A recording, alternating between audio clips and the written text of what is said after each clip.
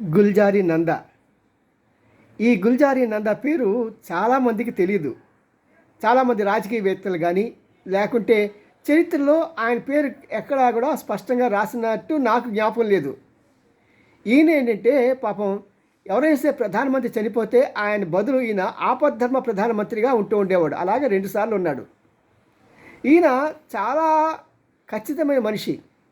ఎక్కడా ఒక పైసా కూడా లంచాలు తీసుకోలేదు, ఒక పైసా కూడా వెనకేసుకోలేదు. కాబట్టి ఈయన జీవితం ఎలా ఉంటుందో చెప్పడానికి ఒక చిన్న ఉదాహరణ చెప్తాను. అతను ఢిల్లీలో ఒక ఇంట్లో అద్దెకుంటుంటే అద్దె కట్టలేని చెప్పి ఆ ఇంటి యజమాని ఇతన్ని సామాను బయటపడేస్తే ఏం చేయాలో దిక్కుతోచక ఆ సామాను అక్కడ పెట్టుకుని అలా చూస్తూ కూర్చున్నట్ట. అది అతని నిజాయితీ. మరి అలాంటి ప్రధానమంత్రులు మనకు ఉండగా మరి ఆయనకి ఇంతవరకు భారతరత్న అవార్డు ఇవ్వలేదు.